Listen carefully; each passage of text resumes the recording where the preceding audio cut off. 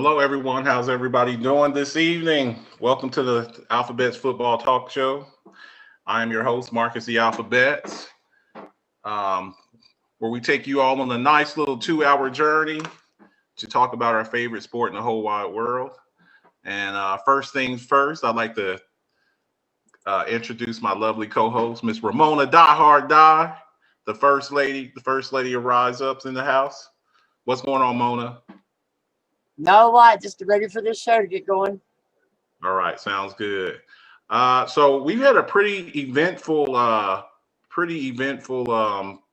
week. A lot of stuff going on. We're starting to get towards the end.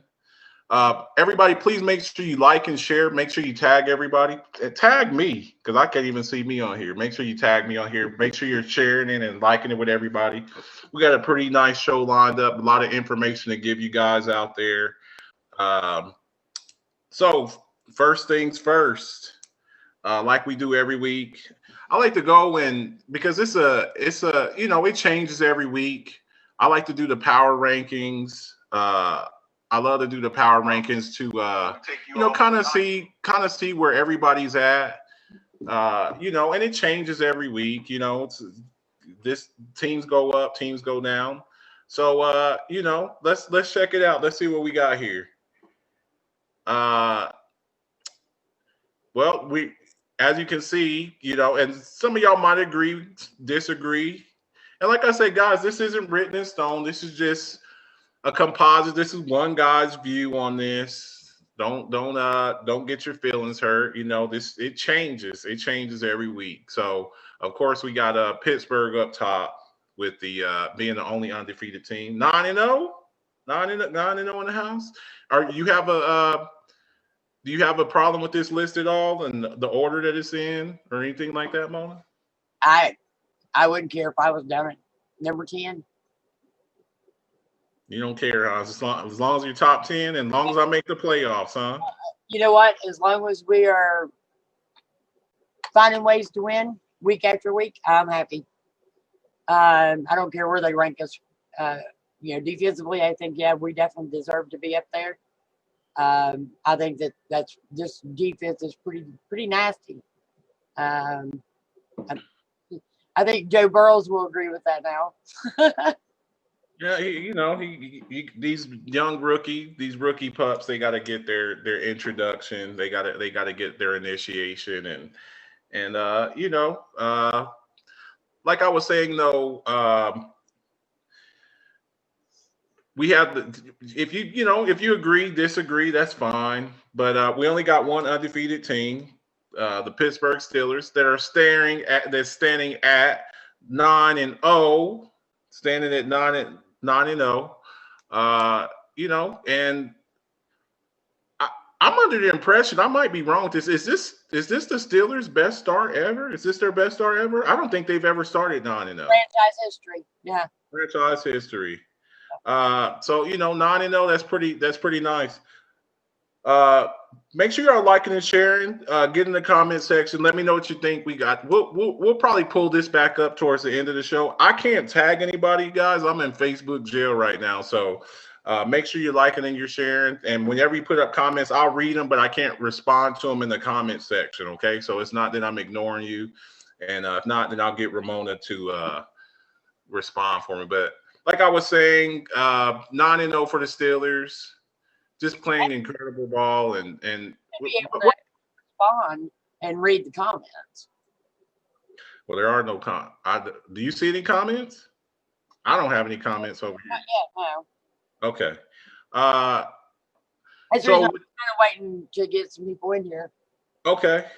Well, first off, since we're looking at the slide right now, what is your scouting report on the Steelers right now? What's your scouting report on them? Right now, I think we're starting to get healthy again. Okay. We're getting players back. Alulu and hopefully Mike Hilton will be back soon. I'm not sure if he's going to be back this weekend or not. So, but I'm hoping. Okay. Well, what's up, Dalton? Congratulations. I saw your medal over there, man. I see you over there being an Olympic champion and stuff, man. Congratulations. I saw that. And happy belated birthday. I meant to tell you that. You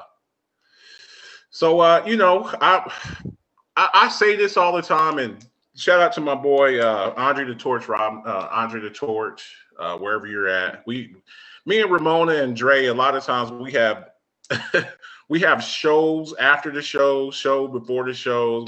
We'll sit up and start off with a meeting, and then it turns into a 3-hour debate, and we're yelling over the computer screen, going back and oh no. And I said I finally got Dre to admit I had him say it. He fought me on it for a while, and I said that the Pittsburgh Steelers are a cornerstone franchise. And when I said that, he fought me on that, and then eventually he kind of conceded. He kind of conceded it to me.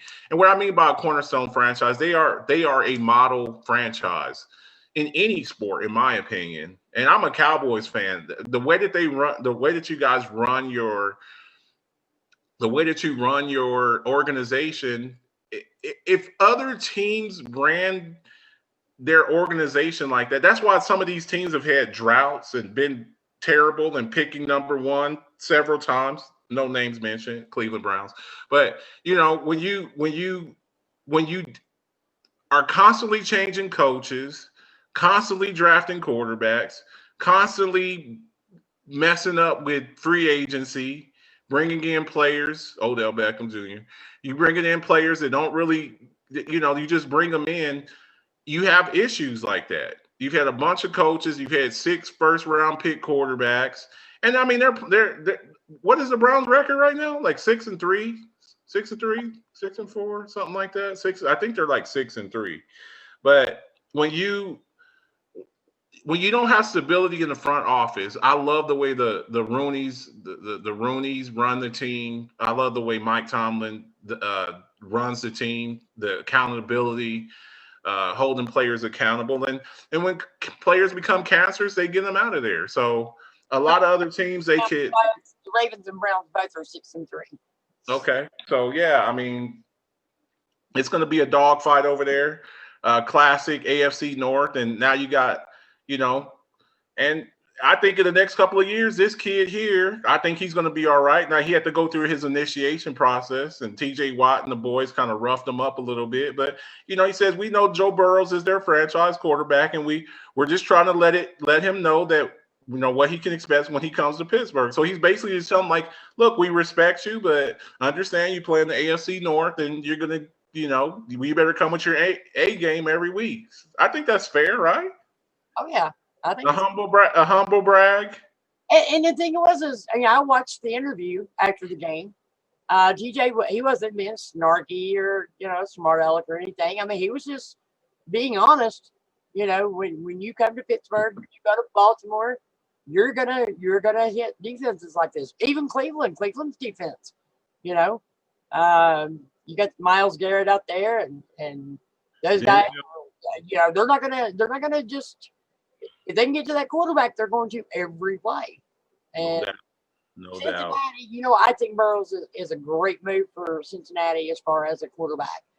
But I also think that they have to get this guy some protection. They have to get him some weapons. I love Green, but I think his day is done. Yeah, he's done. They need some young receivers on that receiving core. And I think they'll go out and get him one. I really do.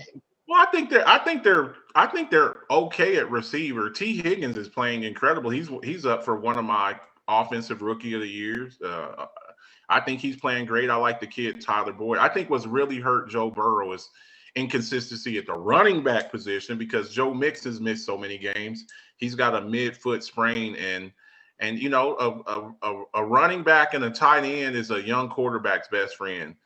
They don't really have that tight end, and I think they have the running back, but he hasn't really been able to play. I know he's missed at least like 4 or 5 games. I know he's missed at least 5 games, and you know, Giovanni Bernard's a good running back, but he's more of a third down back kind of. You know, he's not a workhorse back like Joe Mixon is. So. You know, hopefully they get him back and they're able to get things going. So checking out some of shout out to FS1, one of my favorite shows. I get up and watch it every day. I love watching Shay Sharp. He makes me mad sometimes. He's really tough on my Cowboys, but he pretty much tells it like it is. And shout out to FS1 and Undisputed.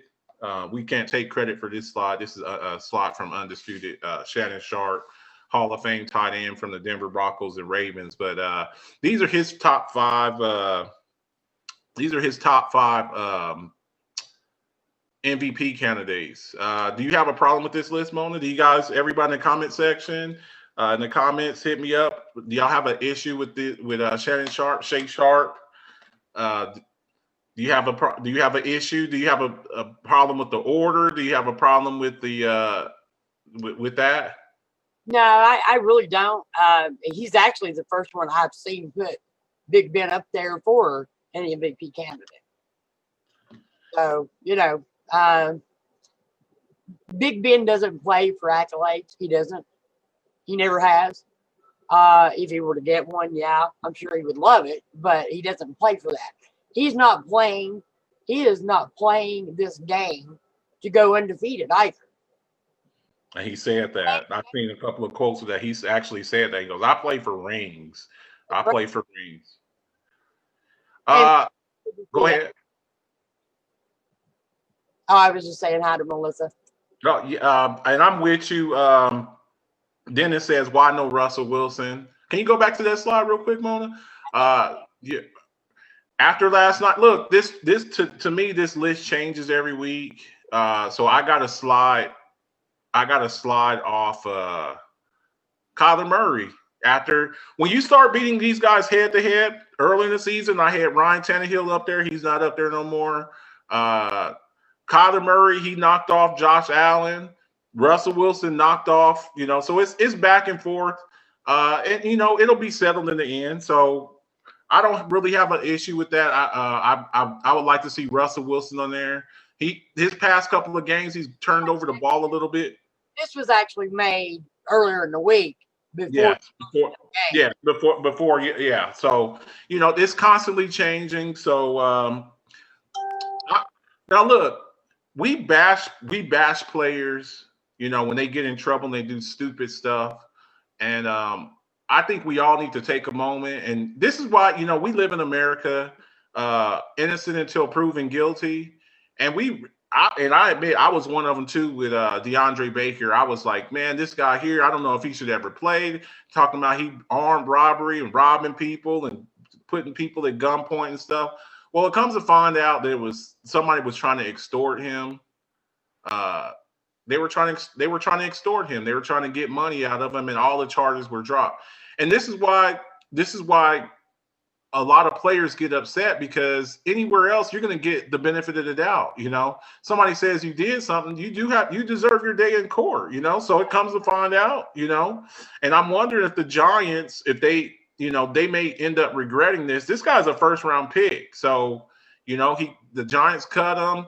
I was talking about this guy might not ever be able to play again. And then right after that, the rich get richer. And, you go from the Giants who won 2 games. My one-word comment when you sent that message to me on Messenger. I said? Yeah, I told you. I was like, Ramona, this guy signed. You were like, what the hell? Yeah. What the hell? I was like, that 4 little letter word that ain't real nice. And that was it. I was like, yeah. And that was it. Yeah. What are they doing, man? So I think this is a great pickup for them. This is a great pickup for them. It's a great opportunity for him.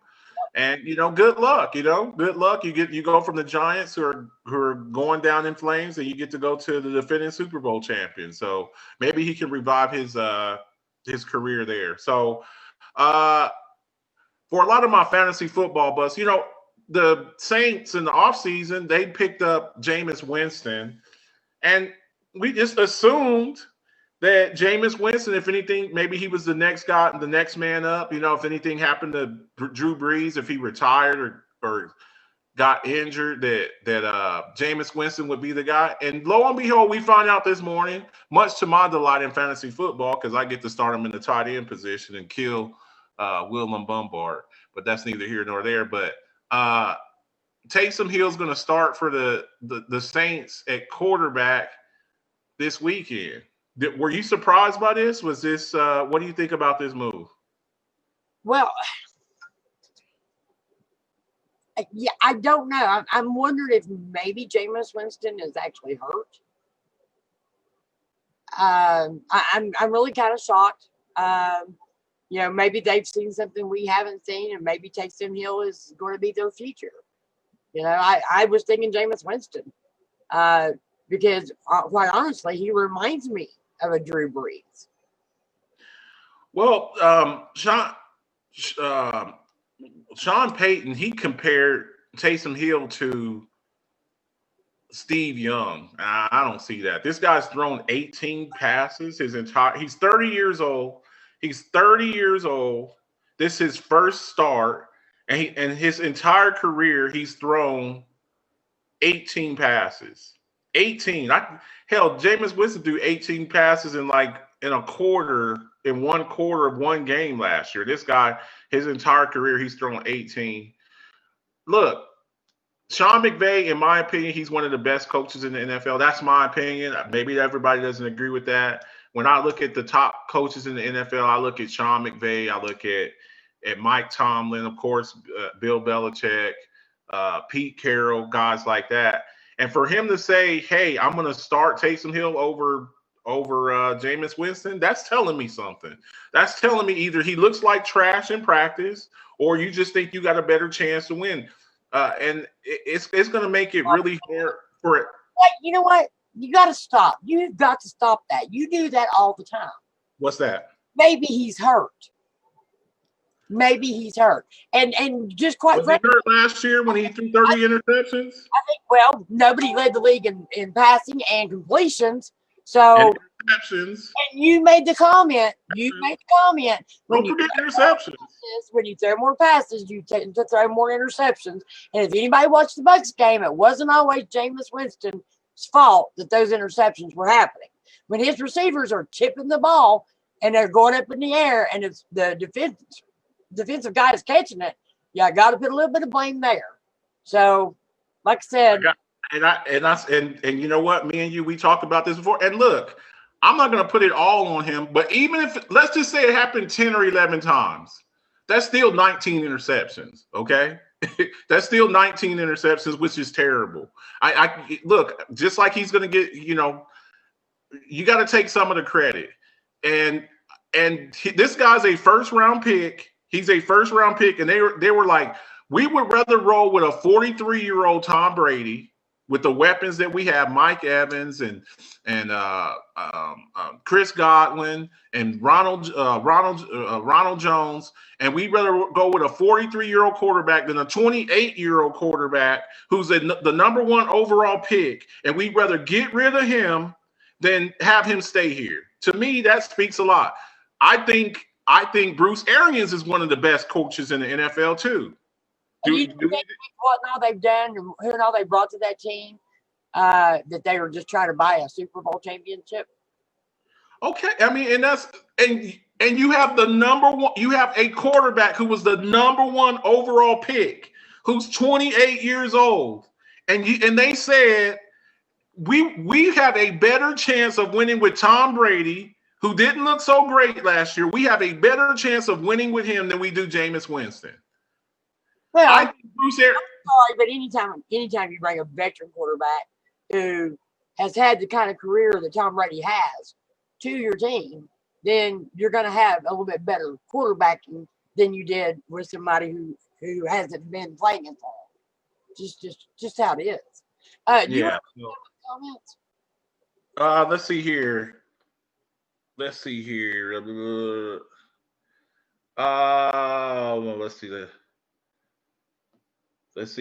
Yuri says, I thought he wasn't going to come back either. What he did was awful. Well, he didn't do it. So, he was accused of it, and they dropped all the charges. You got to see if he's worth keeping. Dalton says first, they said Hill is starting, but Sean Payton said he decided he hasn't named the starter. He named them today.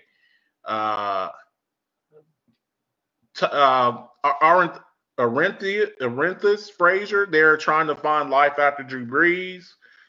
What's up, everyone? Uh, let's see here. What else we got here?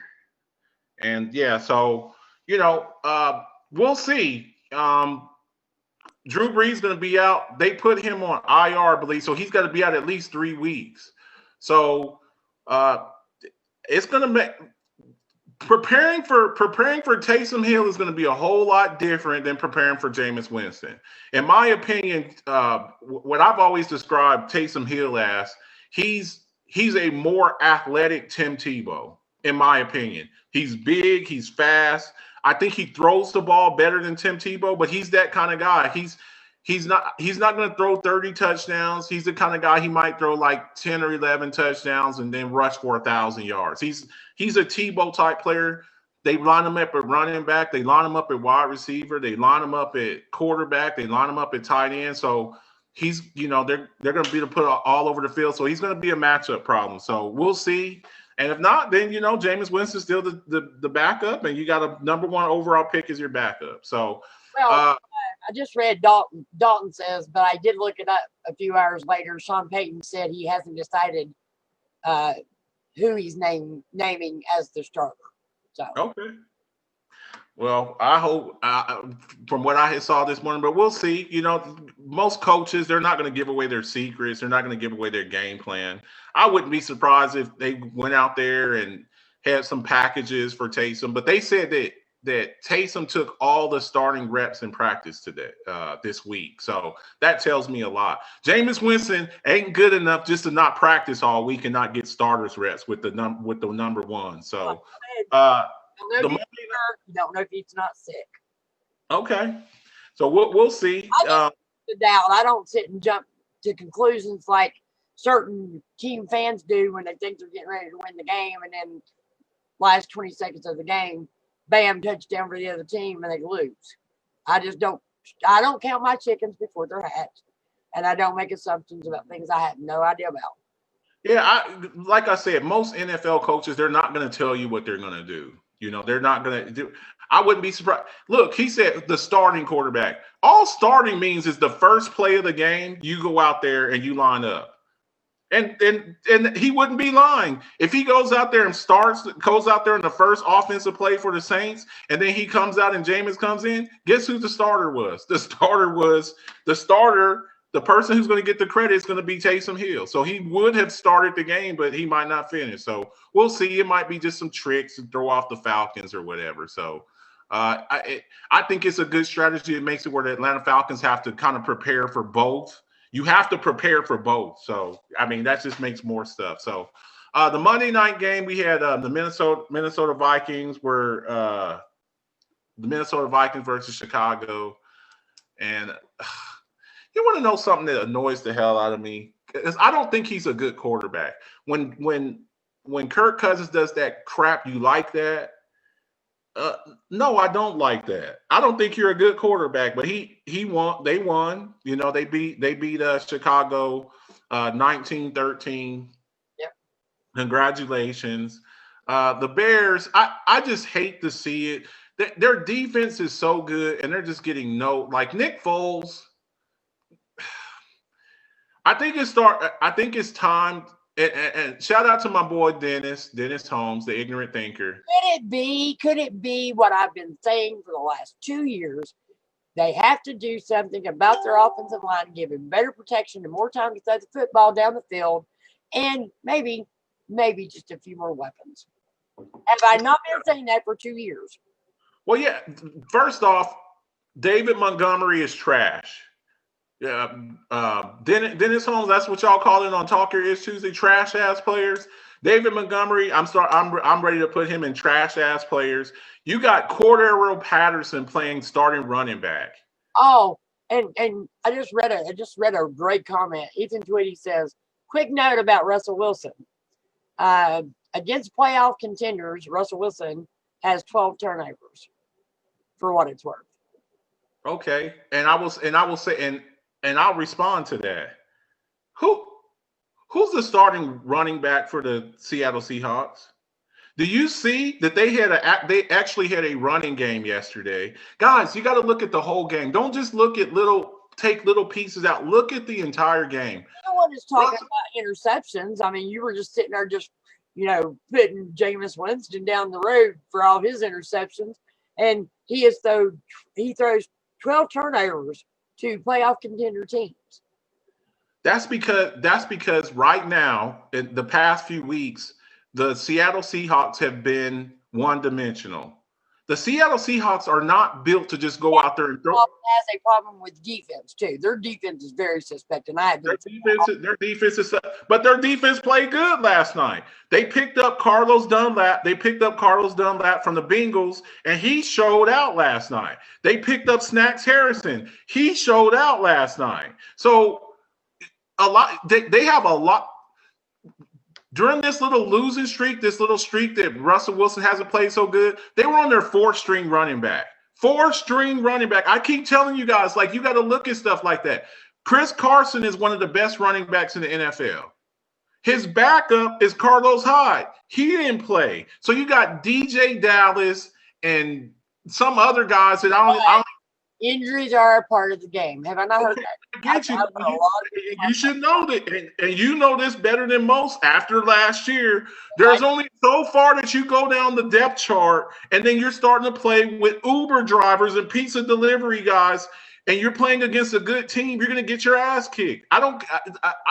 When I hear next man up, yes, that sounds good in theory, but when you're on your third and fourth string guys, and you're playing Mason Rudolph and Duck Hodges as your starting quarterback, as compared to your future Hall of Fame 2-time Super Bowl champion quarterback, you go from 8-8 to 9-0 and the best record that you've ever had. So when I hear that crap, it annoys me.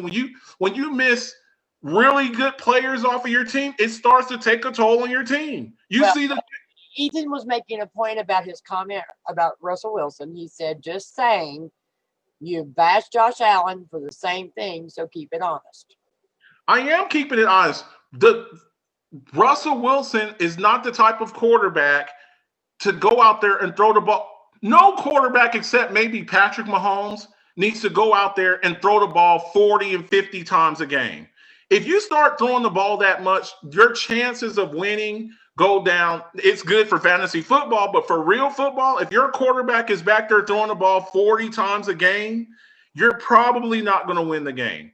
Most good teams, what they do is they play with balance. You want to try to get to a 50-50 split, 50% passing, 50% running. When you're throwing the ball 70% of the time and throwing it 30, most of the time you're not going to win the game. So that's just football. You want to run the clock, control the ball, and play good defense. So that's all that I'm saying. But we'll see what happens. So, speaking of that, the Thursday night game was Arizona versus Seattle. And it was a hell of a game. We were talking about it last night. It was back and forth. Kyler Murray, he's incredible. He's incredible. I said at the beginning of the season, before the season, that I thought that he would have a Lamar Jackson type season, like the type of season that Lamar had last season, and he's proven me right. He's incredible. He made the incredible play against the Bills last week, and it was a back and forth game, very entertaining game. But Russell Wilson went out there. They ran the ball. Carlos Hyde, he was able to hand off the ball to Carlos Hyde, run the ball, get some balance in there, and they won the ball game. So congratulations to them. That NFC West is I think the two best divisions in football right now is the NFC West and the AFC North. You got all winning team. I mean, you got the Browns and the Steelers and the Ravens, and then the NFC West you got the Rams and the Rams and the Seahawks. The two you named in the AFC North, by the way, just putting it out there, we beat both of them. And I understand. I'm saying, I mean, look, that's what I expected. But in the NFC West, I think the NFC West is going to send 3 teams to the playoffs, and And it was a very entertaining game. Welcome back, Carlos Hyde. They missed Chris Carson again, but they're actually able to get a competent running back there, not DJ Dallas and Travis Homer. They actually had a real starting running back, and it showed off, and they were able to run the ball. Carlos Hyde looked really good last night, and Carlos Dunlap, that was a hell of a pickup on the defensive side. He put a lot of heat on Kyler Murray, and they got the win. So congratulations to them. So first game of the week. Well, actually, the Thursday game's the game of the week. Let's see here. Let's see. Ethan says Bills fans are painfully aware of how good Kyler is, and Yuri says the 3-man connections is just going to 2 men. Where is Larry Fitzgerald? Larry Fitzgerald, at this stage in his career, he's more of a mentor. He's, the guy on that team is DeAndre Hopkins. He's better, and Christian Kirk. That's the 1-2 that going forward. I think this is probably Larry Fitzgerald's last year. I would think that this would be his last year. So first game on Sunday, Cincinnati at the Washington football team. And look, welcome back, Alex Smith. I'd like to welcome Sharon Mullen to the show. What's going on, Sharon? How you doing? What's going on? Sharon, and I want to reply to her comment. She goes, "Are we 15-0 yet?" You did hear what Big Ben had to say, right, Sharon? He is not in it to be undefeated. He is in it for the rings. Just or like we say back in the day, in it to win it. I'm in it to win it. That's what I'm trying to do. And just for the record, I think all of my Patriots fans out there, 18-0 means nothing if you lose the last game. So right. What you want to do is 18 wins and 1 giant loss. 1 loss at the end. It's all worth naught. So Cincinnati at Washington, they're getting good. Washington's getting good quarterback play. Alex Smith is, and this kid Antonio Gibson. They got a nice little young core over there on offense, and then we know what their defensive line is. The Bengals are going to be without Joe Mixon again. I like Giovanni Bernard, but like I was saying earlier, he's not a franchise back. I like T. Higgins. I like Tyler Boyd, but I think Washington gets after Joe Burrow, and I like Joe Burrow. I think he's going to be a good player. They need to put a few more pieces around him, but I'm going to go with Washington. I think Washington, that pass rush gets after Joe Burrow like the way the Steelers did last week, and I'm going to go.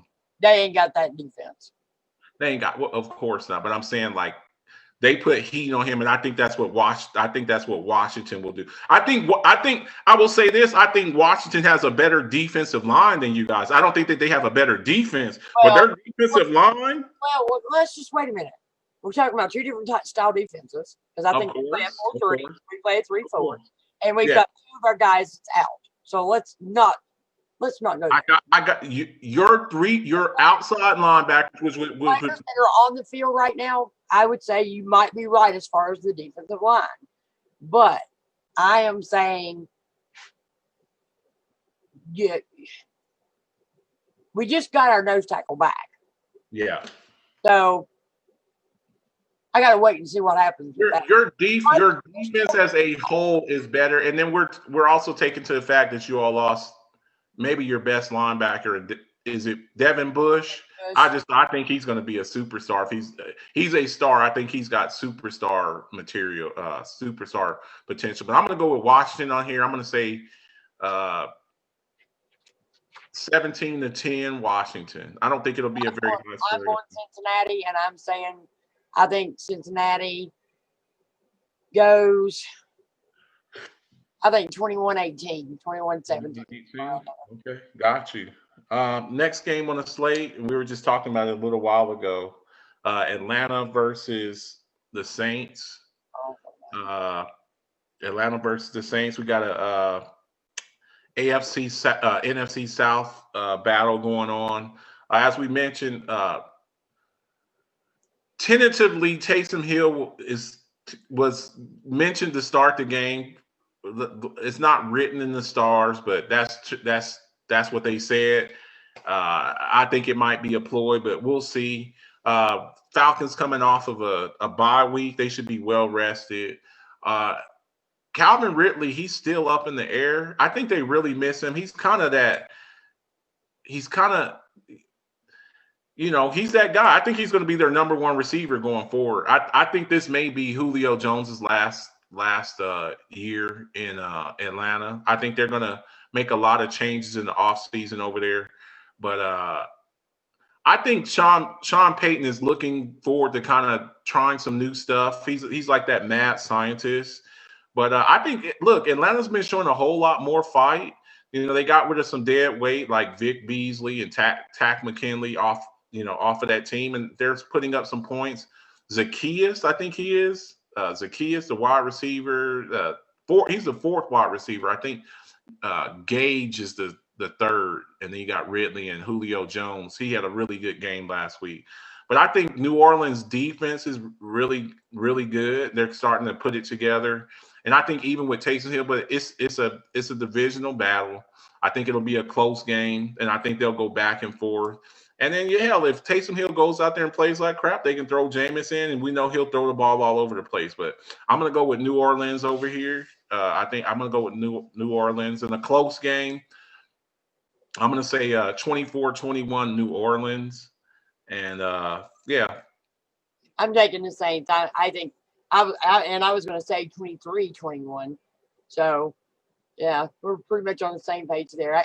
And if they were playing in Atlanta, I would take Atlanta hands down. Okay. Let's see here. Get at him, so. Let's see here. Yuri Barrow says Ryan Kerrigan and Chase Young are going to be ready for Joe big time. Dalton says Saints 23-17. Sharon says Atlanta might actually win. I hope they do now since Peyton named Taysom the starter. Ron Thomas says Atlanta 27 and the Saints 17. Okay. Yuri says the Falcons. Dalton said it's all right. Everyone has their opinions. Marshawn Lattimore is questionable. Sorry, Dalton. I'm going with Falcons. So there we go. Next game on the slate. Why don't you go ahead and do this one? Why don't you start off with this one here, Ramona? Well, we have Pittsburgh going to Jacksonville. And it doesn't seem to matter who they have at quarterback.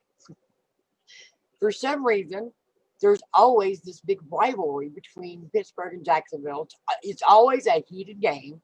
Now, granted, I'm probably thinking more early 2000s and the great defenses that Jacksonville's had over the years. And their defense is still not bad. And every game that they have played that they have lost recently have been close football games. I mean, they almost beat Green Bay, so they were in that game to the very end. So, I don't know. I'm going to, of course, take Pittsburgh. I will never hear the end of it from Ada Cruz if they put an end to our undefeated season. I know that. So I think we pulled that one off, though. I'm not so afraid of not being able to stop the running game now. Having our nose tackle back. I wish Mike Hilton was still, I wish he was in. I don't know for certain if he's going to be back this weekend or not. But I think we win this one like 28-18. Okay. I think we win by 10 at least. Look, I saw a lot with Big Ben last week, and I think they're going to be up for this game. I think I expect a big game out of Big Ben. I expect a big game. I think they spread them out, and I think that Big Ben throws the ball all over the yard. Deontay Johnson, Chase Claypool, Juju Smith-Schuster. Wow, Ugg Steelers. Man, here I picked your Saints to win. Right. So I don't think it's going to be that close. I think they jump on them. I don't think that they can keep up with them. I don't think that they can keep up. I don't think they can keep up with Pittsburgh, and I think Pittsburgh is really trying to, go out there and put some points up and kind of make a statement, make a statement out of this. I'm going to say 35 to 35-17. 35-17. I think Pittsburgh. I think Big Ben. I can see him throwing 3, 4, 5 touchdowns. I can see that type of game there. I think he throws it all over. I don't think it'll be close. They're having touchdowns against Jacksonville. Granted, I know it's not the same defense, but I don't think we've ever thrown 5 touchdowns against Jacksonville. So, and this kid Luton, the backup, they got a backup quarterback. I think TJ, what they did to Joe Burrow last week, I think that's what they do to Luton this week. I think they get after this kid and make him really uncomfortable, and I don't see it being very close. I know Dalton. I know you meant because my team, the Steelers, playing your best buddy's team, and I got it. Sharon says Jacksonville's a professional football team. They gear up to beat us. Dalton says, Steelers 38-14. He's got them beating them worse than I do. Yuri says Pittsburgh. Buck Flair, woo! Buck Flair's in the house. What's up, Buck? Pittsburgh 37-11. Y'all are having them beat them up worse than I do. Sharon says 28-7. Sharon says Steelers. Yuri says Pittsburgh 41-15. Damn. Rookie quarterback will get beat up. Luton is poop. Luton. Okay. I just don't think having this young defense is going to stop the Steelers offense. And Ramona, I'm not hating on Steelers. I just said because you definitely know why. So next game, Pittsburgh. I'm sorry, Philadelphia at Cleveland. Cleveland got back Nick Chubb last week. He was a welcome addition over there, even though Kareem Hunt's been holding it down like I expected it. I mean, this is the guy who led the league in rushing, like I told you guys. Well, the difference is going to be now that you have the two-headed monster in that backfield. Yes. You got Nick Chubb and Kareem Hunt in that backfield. Yes. And that makes that dynamic that much more dangerous. Exactly. I mean, they got that 1-2 punch over there too. Nick Chubb, I think we need to start mentioning him up with some of the best running backs in the league. He's playing, he just came off of this injury. But Philly, they're always scrapping. Philly's starting to get a little bit healthy. Alshon Jeffrey's back, the rookie, the kid, Jalen Reagor. He's back. Miles Sanders is back. So they're starting to get some players back on offense to help out Carson Wentz over there. And then I just found out that Myles Garrett came up positive with COVID today. So he's not playing. He's going on a COVID list. And without him, I don't see that that pass rush. Myles Garrett might be one of the 2 or 3 best pass rushers, defensive ends in the league. He's not going to be playing. So I see Philly. I see Carson Wentz having a little bit more time, spreading the ball around, getting it to Miles Sanders, Jalen Reagor, Alshon Jeffrey, Fulgham, and Dallas Goedert. I'm actually going to take Philly in this game. I'm going to take Philly in a close game. I think certainly Cleveland's going to put up a game, but I'm going with Philly on this. And I'm going to say 24-21 Philly. I'm actually taking Cleveland. If it was in Philly, I would take Philly. I don't even know if I would then. I am taking Cleveland. I think that Baker Mayfield has a great game against Philly's defense. I really do. I think Cleveland pulls this win off 28-21.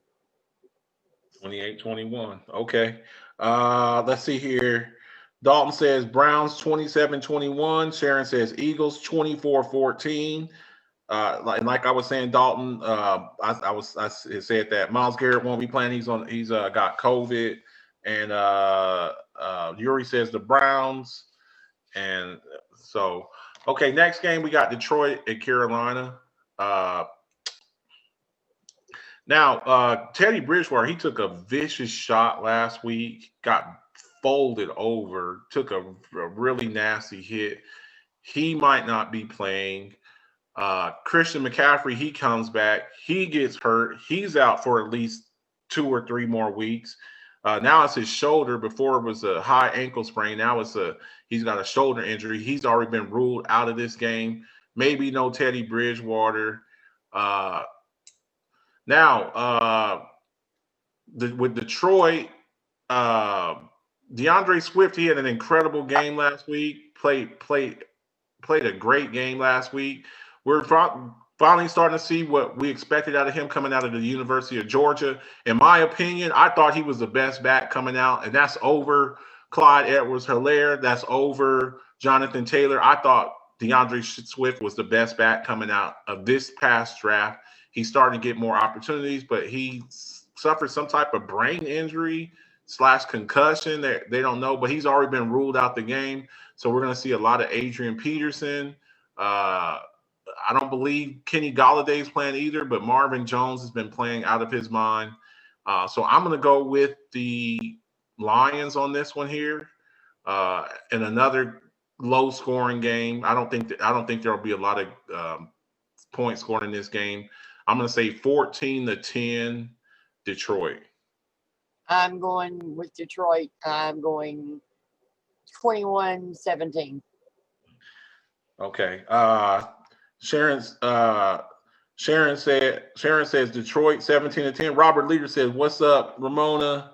Dalton says Lions 20-14. Buck Flair says Carolina 20-16. Sharon says F the Panthers. Yuri says Panthers. Dalton says DeAndre Swift won't be playing. I said that. Adrian Peterson is expected to start. Teddy Bridgewater is questionable. I don't think he's going to play, but we'll see. Considering he's been having a pretty decent season coming back from that injury. Next game, we got Tennessee at Baltimore. Look, this may be one of the more physical games of the week. Man, Tennessee's kind of fallen off a little bit after a very hot start. They were 5-0, and they've kind of fallen off a little bit. And look, their margin for error when they're playing they got a very small margin for error.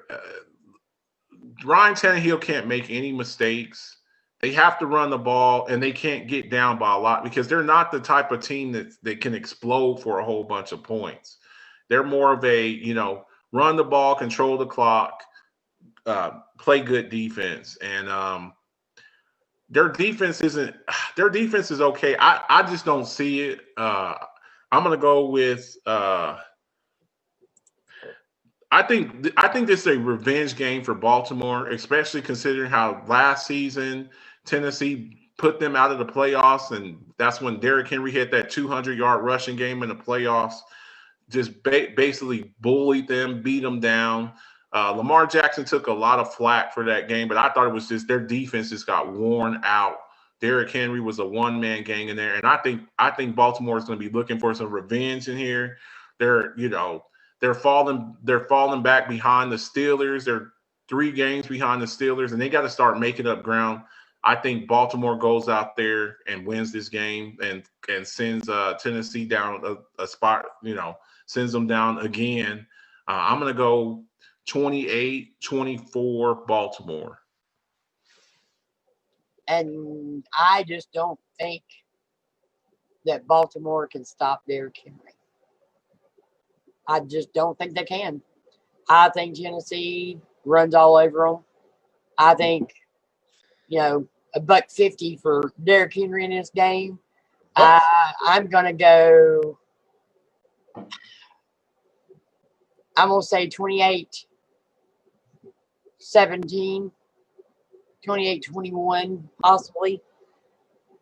But I think that if Tennessee gets ahead to begin with, oh man, yeah. I'll tell you something. If Tennessee gets ahead by 2 touchdowns, yeah.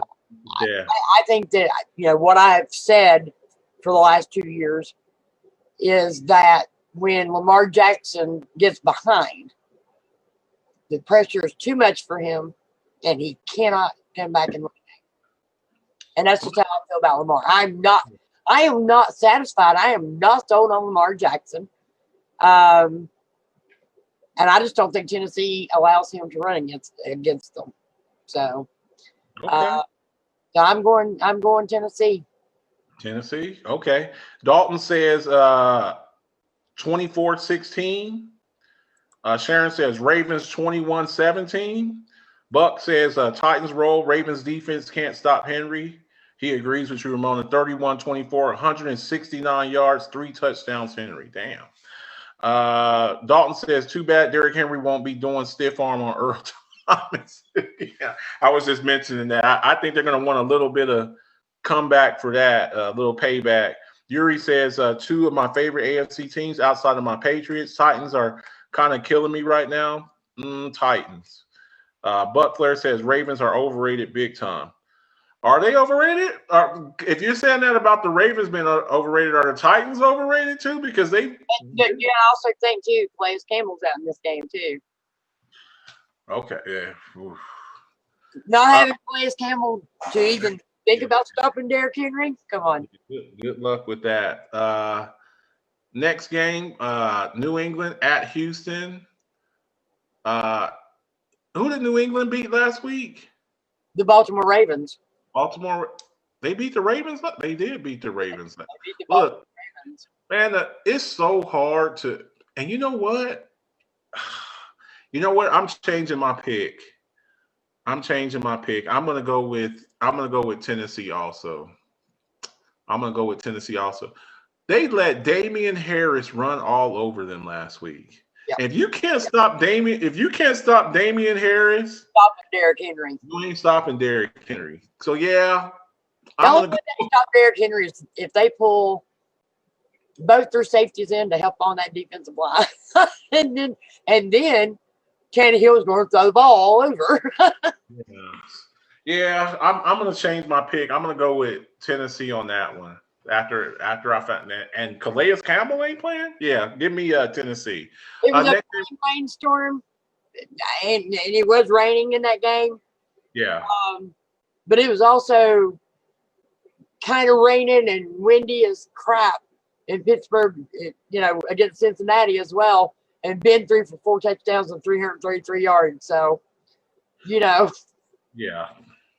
I'm taking in this game. I was going to take the Patriots, but I'll be honest with you, I'm kind of like you.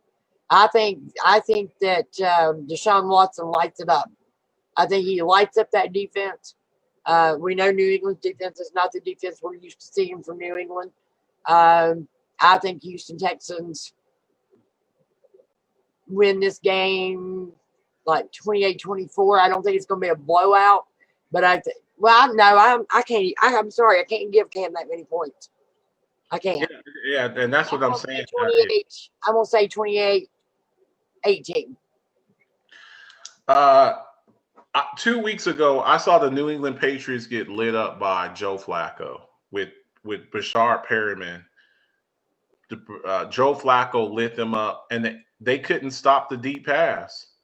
And if you can't stop the deep pass, and you're going against Deshaun Watson and Will Fuller and Brandon Cooks and Kenny Stills and Randall Cobb, I really think Deshaun Watson lights these guys up. I think you see a lot of underneath stuff with Randall Cobb, and then when they start creeping up, I think you see a couple of deep. I can see Will Fuller catching like 2 bomb touchdown passes over the Steelers. Over the Patriots. I'm going to go Houston here, and I think Deshaun Watson plays a hell of a game. Plus, it's a Romeo Crennel versus Bill Belichick. He's going back home. Romeo's talking. They're talking about maybe making Romeo the full-time coach. I don't think he should be, but he's got these boys playing a whole lot better. And look, as long as Houston's still winning, I have a jersey bet with someone that a certain team comes in last place in the AFC South. I won't mention it, but I'm going to go 28-14. I don't think New England can keep up with them. I don't think they can score enough points. 28-14 Houston. Next game. I like that, huh, Buck? He was saying he thought Belichick wants J.J. Watt. I said, nah, What's coming to the Watt House? Right. Pittsburgh. So yeah, next game we got the Jets versus the. It's so hard to the LA Chargers. It just sounds weird instead of the San Diego Chargers, the Las Vegas Raiders instead of the Oakland Raiders, the WFT over the previous name. So look, last time the Jets were seen, they were lighting it up. Joe Flacco looked like Joe Flacco from 2010. Bombed on the Patriots, but they still lost the game. They're still 0-6. I still think they're going to have the number 1 pick in the draft. I still think that they're going to try to draft Trevor Lawrence, but they're going to go out there and fight. Adam Gase needs to be fired. Nothing's changed as far as that. I still want him fired at the end of the year. I think he's the worst coach in the NFL, next to Doug Marrone down in Jacksonville. But the Jets, they showed me a little something. They started getting back some of their weapons. Perriman, their second-round pick, I believe he was a second-round pick, Denzel Mims. He's back. You know, they're starting to get some weapons back. Before all they had was Jamison Crowder. They're starting to get back some of their weapons. I think they throw the ball around. But I like this kid, Justin Herbert. I think he's going to be really good. He's shown a lot, got a new haircut, cleaned up a little bit. I think this is where the drought ends for the Jets. I'm gonna take the Jets in this one here. I'm gonna say 24-21, the Jets. I think they throw the ball around. There's no Bosa over there. I think the Jets, you know, they want to win at least one. I don't think that they want to be in that company of the Detroit Lions and the Cleveland Browns. I don't think they want to be 0-16. Eventually, they're going to win a game, and I think this is the week. I'm going to go with the Jets on this one to break it, get their first win of the season, and like I said, 24-21 Jets. Okay.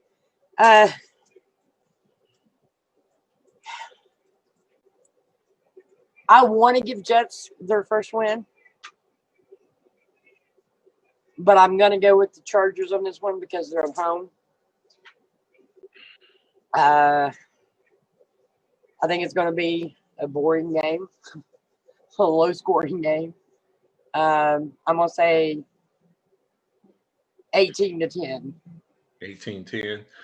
Yeah, I don't. I might have been given too much credit for that.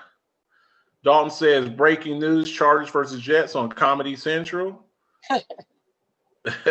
Buck Flair says, still San Diego Chargers if I refuse. Forgot to break. Jadeveon Clowney is out again. Jets first win. That's what Yuri says. I guess he's agreeing with me. Dalton says Chargers 21-7. Buck says, I hope Chargers win. If not, Bosa's not playing. Yeah. If I hope Chargers win. If not, Gase probably replace Lynn next season as coach. Adam Gase doesn't need another job. Let's get that out there first and foremost. Everybody else ain't gonna say it. I'll say it. Adam Gase don't need another head coaching job. No time soon. Honest to God, he did. Maybe in high school, and I wouldn't even let him coach my Pee Wee football team. Look. I'm tired of average trash ass coaches. In the words of my boy Dennis Holmes, the ignorant thinker, trash ass player, trash ass coaches that keep getting jobs that ain't did nothing. And you got coaches out there like Eric Bieniemy, who deserves a job. The defensive coordinator from San Francisco who deserves a job. They deserve a job, and this bum keeps getting jobs. I don't want to hear when Adam Gase gets fired this offseason. I don't want to see him in the NFL for a little bit. Not as a head coach. Maybe he can go be a offensive coordinator, special teams coach. He does not need to be a head coach no time soon in the NFL. So let's see here. If Jets beat Chargers, do you see Anthony Lynn getting fired after this game?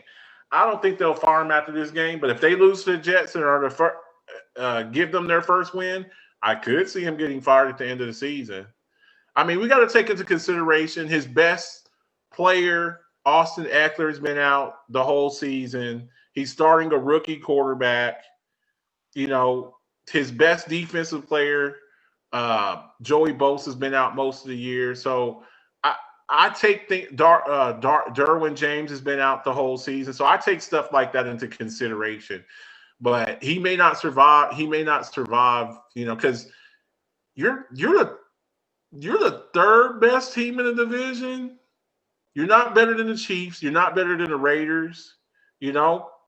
So I don't know.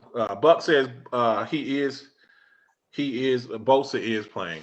Next game, Miami at Denver. Look, I told y'all before. I try to give y'all heads up on stuff, and y'all be laughing, and I tell y'all then after that. I'm gonna let you go ahead and finish, and then I'm going to counteract what you're getting ready to say. I've been telling you guys that the Miami Dolphins were coming. I told you that. And some of our people out here, whenever Tom Brady left the AFC East, they just thought it was going to be a cakewalk and everything's going to be great. I told you, once Tua started playing and they felt like he was healthy enough to start, these guys, they have 2 first-round picks next year. They have 2 second-round picks next year. And they get the Houston Texans pick, which will probably be a top 5 pick to go along with what they already have. Miami is coming. Their defense, they spent a lot of money on free agency and on defense.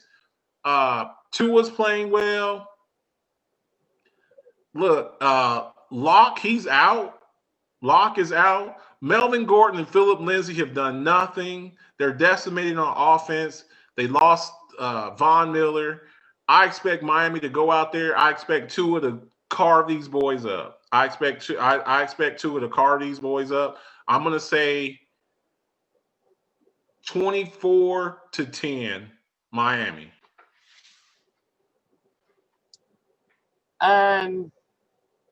Because they're playing in Denver,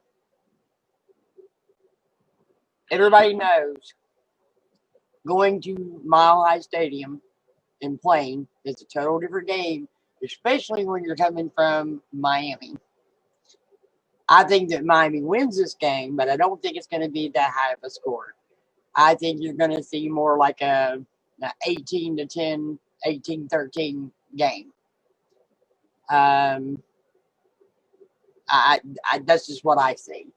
I just remember hearing players talk about, you know, from the lower states having to go into Denver at Mile High and playing, and how much different it is. Trust me, being in Virginia, and I went out into Colorado and Wyoming and those places, I had problems breathing when I was out there because of the altitude.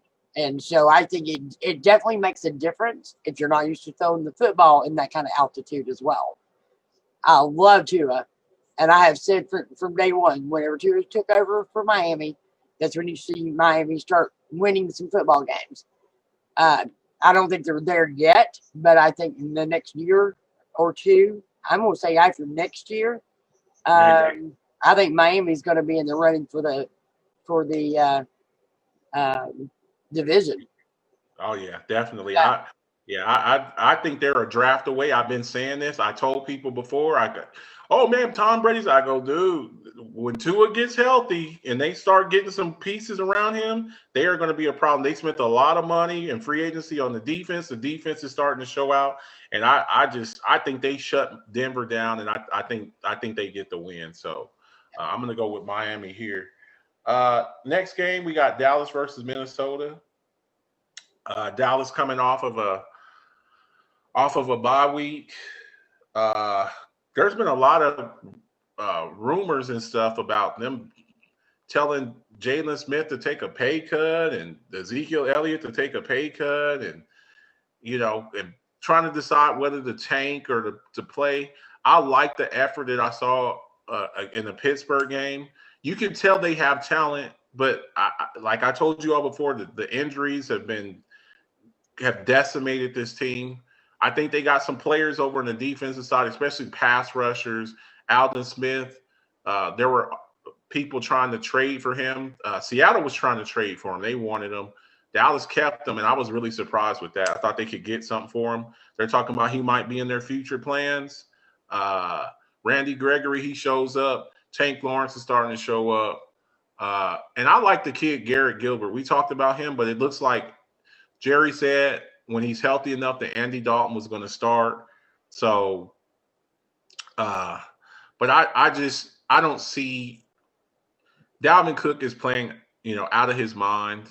I just don't see they haven't been able to stop the run all year. And I like the way the kid Neville Gallimore is playing, the kid out of Oklahoma, but I just don't see how Dallas can stop Dalvin Cook. I don't see it. And I think Kirk Cousins does just enough to get the ball to Adam Thielen and Justin Jefferson. I think Dallas puts up a fight, but I just don't see how they can score that many points, and I don't see how they can protect. I don't see how they can protect either Andy Dalton. I wanted to see Garrett Gilbert, but they seem hell bent on going with Andy Dalton. I think Minnesota wins. I think Dallas puts up a little bit of fight, but I think eventually they can't keep up with Dalvin Cook. I can see Dalvin Cook with 150 yards rushing in this game. I just don't see how they can stop him. So I'm going to say 24-14 Minnesota. I don't think I think it's giving Kirk Cousins. Well, I don't know. I think Dallas's defense is better at stopping the run than what they were. But I still think Minnesota pulls it out because it's at home. I think if it's in Dallas, I would probably take Dallas as an upset. But I'm going to say 21-17 Minnesota. Okay. Let's see here. Then it says, can't wait for y'all to cut Jalen Smith. Dalton says Vikings 27-13. Yuri says Dallas upset. And Dalton says, are Cowboys tanking for Micah Parsons? I don't want Micah Parsons. If we're just going to do a quick. And, after the season's over, I'll be doing draft stuff, combine stuff. That's what I do. When football season's over, we'll probably take a little hiatus, and then I'll be right back in here doing my research for the draft and the combine. Personally, if I had my druthers right now, it just depends on where we're at. If we're at 2, I'm moving back to collect more picks. I think somebody will definitely move up to get the kid out of Ohio State. And if I can move down from 2 to 7 and pick up 2 extra picks, I will definitely do that. There's always a team that's starving for a quarterback. Always. If I can pick up an extra third and a first next year, I will take it. I will definitely take it. So unless we go number 1 and then I want Trevor Lawrence. But Dennis will probably be really upset because Dennis don't ever like me to have nothing nice. I can't have nothing nice. Pittsburgh. I mean, we moved up in 2004 to get to 9th to get Big Ben. Yeah, so I think it was 10 or 11. 9. It was 9? 9. Look at that. It was number 9? I thought I could have swore it was 10 or 11, but I'll check. We'll discuss that. And one of the games that I'm really looking forward to this week, Green Bay at Indianapolis. Shout out to my boy, the Torch. Indy, look, we had a Phillip Rivers sighting last week. Phillip Rivers looked like an actual NFL quarterback last year. And the kid, Nyheim Hines, I'm thinking that Jonathan Taylor is going to be in the running for Offensive Rookie of the Year, and the third string running back comes out there and has a great game. All right, it was 11th. Yeah, I told you. It was 10 or 11. 9 to get Heath Miller in 2005, maybe. Okay, yeah, I know for a fact that Ben Roethlisberger didn't go in the top. I know it was he But didn't go number 9. I know he went out. I remember that draft really well. Uh, look, uh, Lazard supposed to come back. Their number 2, Lazard. He's supposed to come out. He had a chest injury. He's back. The Packers' number 2 receiver. And I've been yelling from the mountains, go get another wide receiver. Marquez Valdez-Scantling's actually been playing pretty decent now. Aaron Rodgers is getting the ball to him, but I think Indianapolis's defense is no joke. They are no joke. That Darius Leonard and them boys over there, they are balling over there. But I don't see them being able to keep up. I don't see them keeping up with Green Bay. I think A-Rod's going to spread the ball around. They're going to get a lot of Aaron Jones, and I can see MVS getting behind them. Now, there was questions about Devontae Adams. He got cleared today with no injury designation. So I see Green Bay carrying on, doing what they do. I see Aaron Rodgers having a great game and carving up this secondary. I'm going to go 27-19 Green Bay. you still think Green Bay's going to be able to beat that defense? Oh, Colts yeah. defense is scary. They're nice. I think Indianapolis beats Green Bay. I think that it's going to be like a 28-24 game.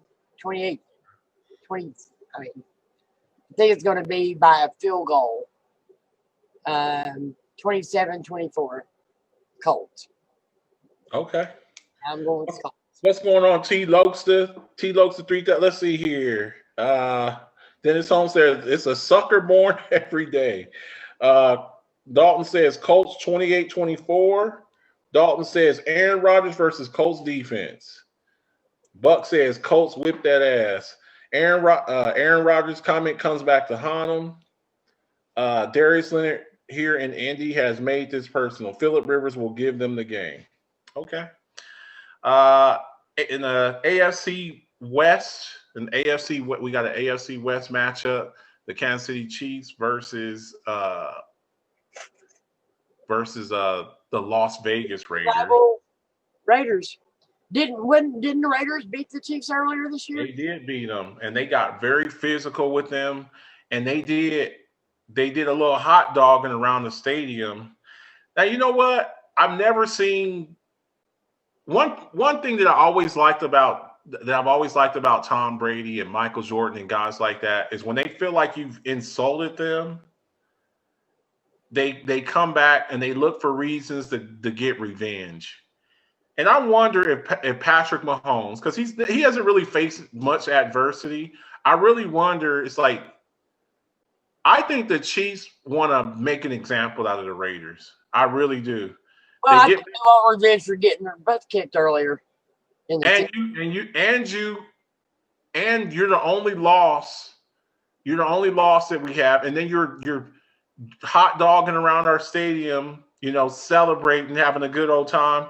And I think when you never underestimate, for all you people who haven't played sports, okay, who haven't played sports, and especially people who've never played football, let me tell you a little bit of something. When you try to hot dog on me and try to clown, the next time that I see you, it's going to be on. And I think with the Chiefs, I think that they come for some payback. I think they come for some payback. I think that they want to try to get back at the Raiders.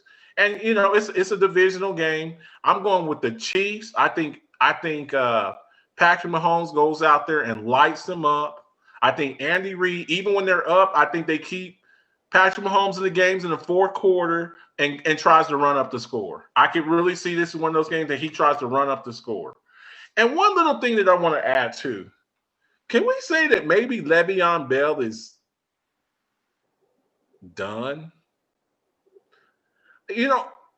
I thought whenever Le'Veon Bell went to the Chiefs, and somebody said this, I don't want to mention no names or nothing. Somebody, she's got a very heavy Southern drawl and wears a lot of Steelers gear.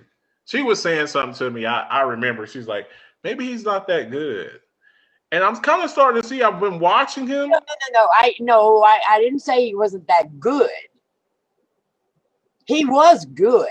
Yes. Le'Veon Bell was probably one of the better running backs in the league at one point in time. But I also said he was injury prone. He was on again, off again, or suspended for games because of, things that's not illegal now. LeGarrette Blunt, remember him and Blunt? Oh, yeah. Oh, yeah.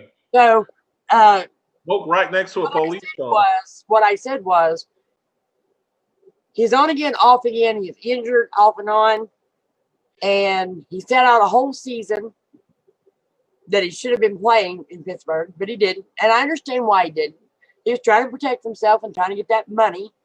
Well, we see how unhappy he was, even though he got the moolah in New York.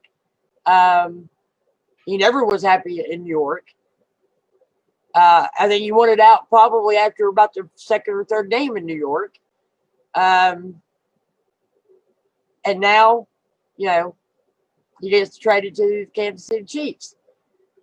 Well, in the Kansas City's offensive scheme, he's still probably the last man on the totem pole when it comes to that offense.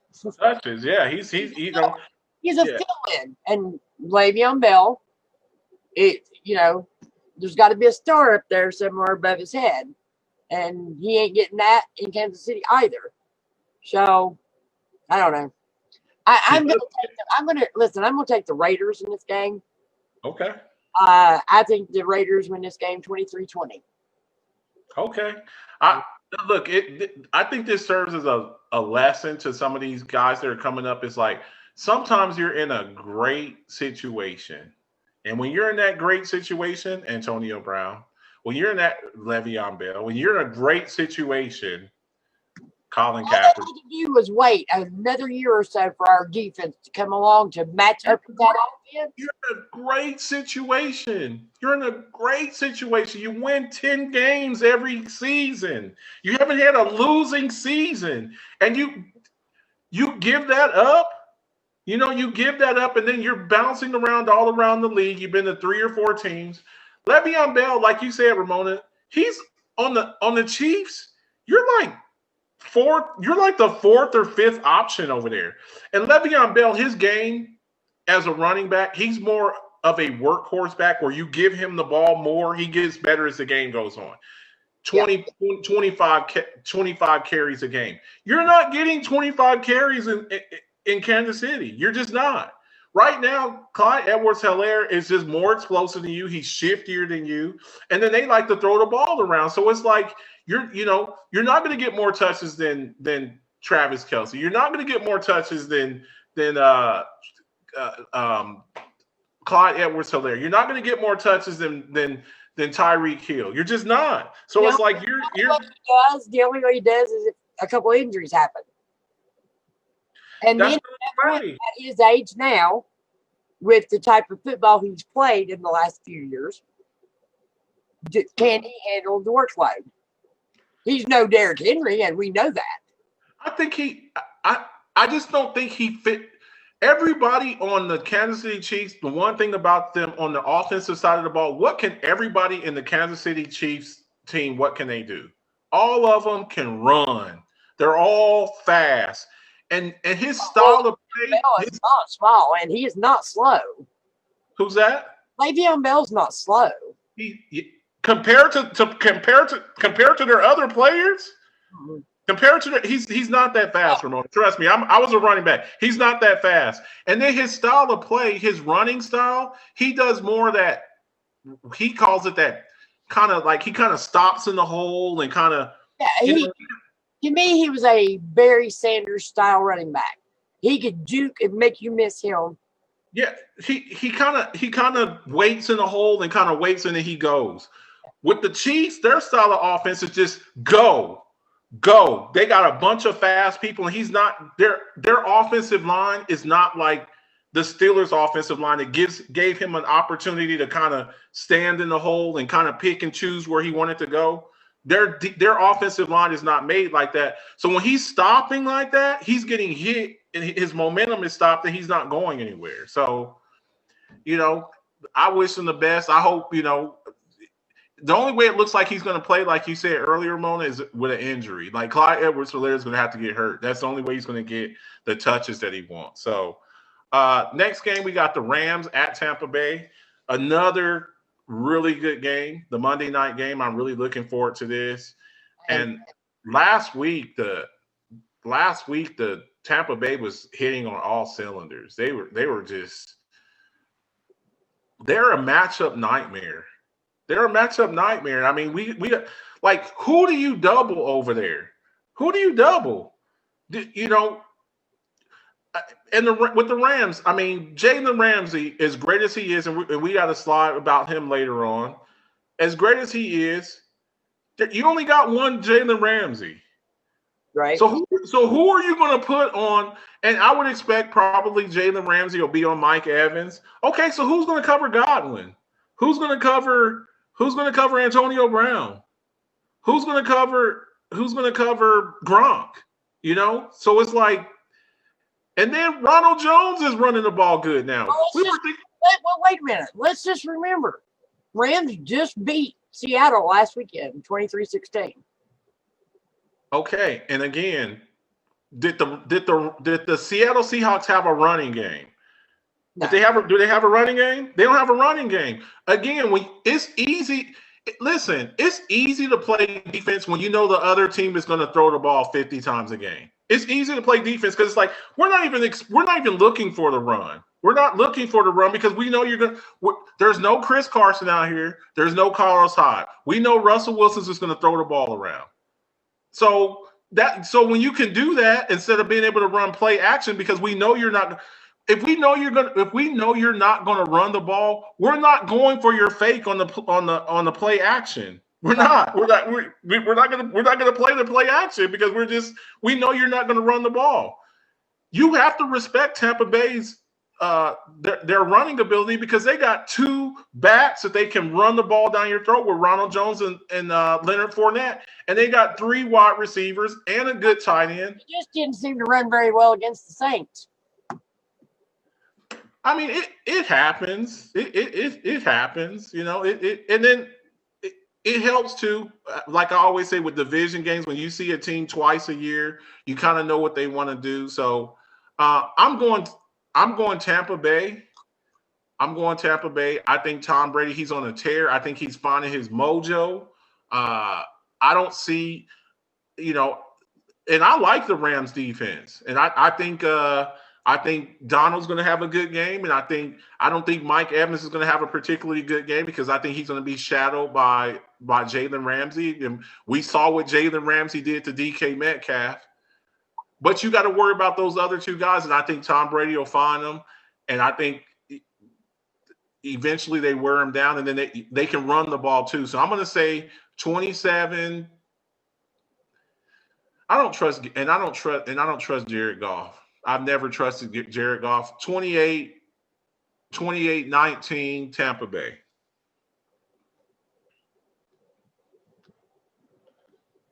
In the pick'ems, I took Tampa Bay to win this game. But I could easily, and the reason why I've said that, and I'm going to say this again, sometimes, and you being a Cowboy fan can vouch for this, sometimes when you get too many elite players on that offense, we know what can happen. Egos start bumping heads, and I still think that you're going to see that throughout the second half of this season. I could be wrong, and you know what? AB may be just fine. We already know he got in trouble about 2 weeks before Tampa Bay signed him. That was a little bit of news and notes I forgot to mention. Yeah. He smashed a security camera going into a gated subdivision 2 weeks prior to Tampa Bay signing him. So don't think that the AB drama hasn't already started, because he is skating on on the thinnest of ice. If he sneezes wrong, if he does anything just out, Tampa Bay knew about it, but guess who didn't know about it? The NFL. The NFL, and they had already told him if he had to come into the commissioner's office again, it's not going to be good for him. So I don't know how long AB is going to be playing. He just, and we've talked about this to nauseum. If I told you, Ramona, I got a job for you. I'm going to hook you up with a new job. It's got a company car. You're going to be making $100,000 a year. You got a company car. You don't even have to drive your car to work. Okay, we got free medical and dental. We got daycare where your granddaughter will watch your granddaughter while you're at work. But you can't smoke any cigarettes for 3 weeks until you get the job. Now we're gonna test you for nicotine, and I know you like to smoke. Okay, for 3 weeks you cannot smoke any cigarettes, and if you do that, I'm gonna give you this job with $100,000, a company car, your own office, free daycare. You just can't smoke no cigarettes. Do you think you can stop smoking for like 3 weeks? Hell, I stopped smoking. Yeah. You see what I'm saying? AB, we might be signing you. You can come play with Tom Brady. Just keep your nose clean. Don't do nothing. Tom Brady. You get to play with Tom Brady. You can live with Tom Brady and Giselle. You get to play. You got a chance to maybe win a Super Bowl. Just keep your nose clean. And you can't even do that. You cannot do that. It's just, I don't know. I just don't know. So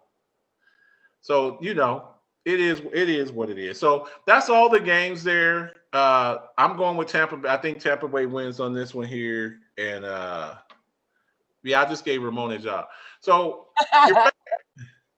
your favorite segment of the show, there's levels to this. In the words of Meek Mill, there's always levels to this. So here we go. Some little things, there's levels to this. I want to show y'all. I got a little friendly reminder for you. Do you want to go ahead and read some of the comments real quick? Okay. There's some doozies in there. Let's see here.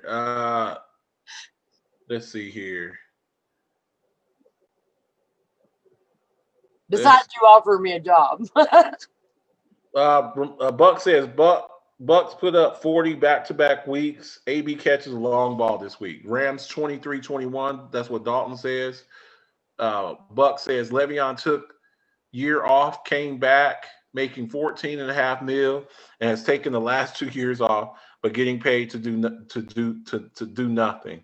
Scotty Miller's back. There's a good slot receiver. There's a defensive battle in this game, Dalton says. Rams do have revenge. Lost to Brady in Super Bowl.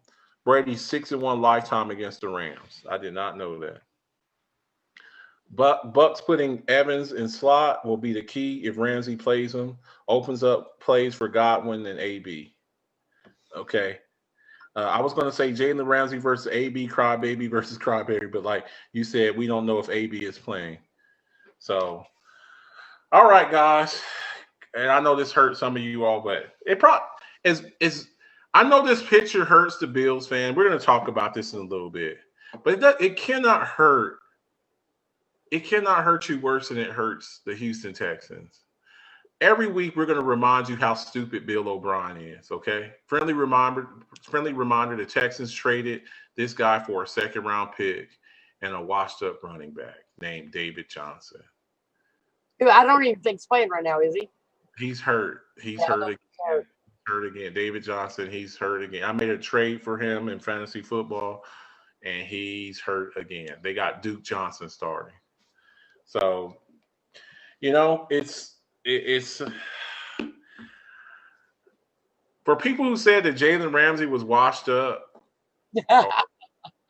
Jalen Ramsey, he's not a good. Let me tell you something. What I think Tampa Bay is going to have problems with. I really do. So we'll see.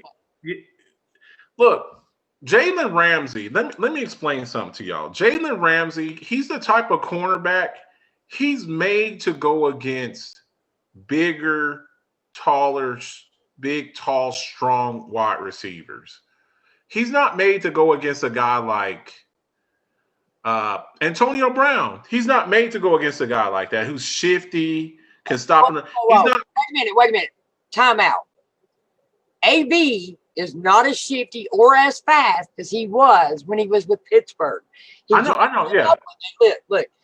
He went to the Raiders and he destroyed his feet. Made an excuse, tried to pick a fight with the GM, left there, went to New England, and then took off last year completely, basically, and tried to get into rapping. And I'm sorry, yeah, but, he's in what, 2 more years older now. Yeah. What I meant by that is like shifty, smaller wide receivers. I'll give you another one, a guy like Stephon Diggs, who's very shifty, quick, a good route runner. I do have an AB Jersey Buck player. I sure do. A Devontae Adams type player. He's not made for that. But when you put a guy like DK Metcalf, a bigger wide receiver, Mike Evans, guys like that, he matches up very well with them. But I also have 2 Christmas ornaments of his too. Yeah. They hang on the back of my Steeler Christmas tree, just so you know. So for all the people out there who don't, you may not like Jalen Ramsey. Look, there's a lot of players I don't like, but I still give them their props. You may not like a player. Hey, I don't like him. I don't like the way he acts. There's a lot of people that didn't like T.O., but you cannot deny his talent. There are a lot of people that didn't like Randy Moss. But you cannot deny his talent. You cannot deny. You can deny, but you're going to like Randy Moss. You know who didn't like Randy Moss? Green Bay Packer fans. Well, yeah. It's like, but you still have to. I didn't like Donovan McNabb when he played, but he was a hell of a player. I didn't like Brian Dawkins when he played. Donovan McNabb was a above average, serviceable quarterback. The guy threw shoestring passes to his receivers and about killed them. So don't even go there with me with Donovan McNabb. Sorry, you won't do that for me because I watched them Eagles games. I watched all those Eagles games when Donovan McNabb was quarterbacking. And I am assuring you of one thing right now. The man was really hard pressed to be able to hit a receiver in the numbers. Fact. He was a good quarterback. There was a debate. I said above average. He was a little bit above average. I don't know if he's I know he's not Hall of Fame worthy. He keeps making that argument that he should be in the Hall of Fame. I don't see it. Kyler Murray becomes the first quarterback with 10 rushing touchdowns since Cam Newton. I mean, that's pretty incredible. I called it at the beginning of the season. I told everyone that this guy, he was going to have a Lamar Jackson type season that he had last year. This season, I'm kind of seeing that. So congratulations to him. Well, the thing is I can recall last year at the beginning of the season, and you were tooting Kyler Murray's horn then. You have not changed at all. You have become more impressed, and I think everybody, even last year, after last year's performance, was more impressed with Kyler Murray. And what Kyler Murray is doing this season is more impressive. I still think their defense is suspect, and I still think that defense needs some help. And I said that at the beginning of the season. Yeah. I was not impressed with the moves they made on defense. So. Oh, I'll tell you who flashed. I'll tell you who flashed for me last night watching the game. And I don't know if you watched the game. Isaiah Simmons. I wanted Isaiah Simmons. That's who I wanted. Like, until he got drafted early, and then I had an opportunity to get CeeDee Lamb, and then I was like, I want CeeDee Lamb now. But I originally wanted Isaiah Simmons because you can line the guy up all over the field. He flashed to me last night. they just got to find a position for him because he kind of is he a linebacker? Is he a corner? Is he a safety? You know, they kind of try to find somewhere to put him, but definitely. So look, right now we gotta give it up. And these two guys here, you know, and both of them got traded last year. Last year, Stephon Diggs was with the Vikings playing with trash ass Kirk Cousins, and then Bill O'Brien gave away DeAndre Hopkins for some magic beans and some magic beans and his soul and his firstborn. But right now, Stephon Diggs is leading the league in receiving yards. So and they're touchdowns right now. So they both have the same amount of touchdowns. They both have 4 touchdowns, but we got to give props to Bean, the GM for the Buffalo Bills. That was just an incredible, you know. Now they had the opportunity before. You have to. All right, I've heard you give props to Kyler Murray all year long. So now at this point, you have to keep giving props to Josh Allen, because without Josh Allen throwing the ball, he doesn't have 906 yards and leading the league in receiving yards. I had Josh Allen as my Rocky Bar Player of the Week last week. So look, balls and strikes, people. I'll roast you whenever you do something bad. I'll give you props when you do something good. So I want to hear the viewers' idea on this. Definitely quarterback. Yep. Build the quarterback. I was looking through and I saw this slide and I was looking for this, and I really want to touch this I really need Mac's participation in this. Y'all are watching the Alphabets Football Talk Show on with the Rise Up family and the On Point Network. Build your perfect quarterback using these criteria here: accuracy, football IQ, arm strength, vision, size, elusiveness, and speed. And Ramona, I want you to go first. Off of these criteria: accuracy, football IQ, vision, arm strength, size, elusiveness, and speed. Accuracy, I agree with Drew Brees. Arm strength, I think I'm going to go with Josh Allen on arm strength. Elusiveness, I think you have to go with the leader of the quarterback with the least amount of sacks, right? And would that not be Lamar Jackson at this point? I don't think he's been sacked but a few times this year. That's it. I don't really know the number, but I think it would have to be on size. I could go with Cam Newton. I could go with Ben Roethlisberger, because I can tell you, if you watched Ben at all throughout his career, his size has helped keep him standing, even when he's got 1 or 2 defensive players hanging on him, able to throw the ball down the field. And his completion rate after being touched by the defense has never been beaten and probably will never be beat in the NFL. Okay. I mean, he had a 90% completion rate after he'd been hit by a defensive player. And I don't think you'll ever see another quarterback do that. I just don't. So and just one of the criteria, guys, ladies and gentlemen, is current players.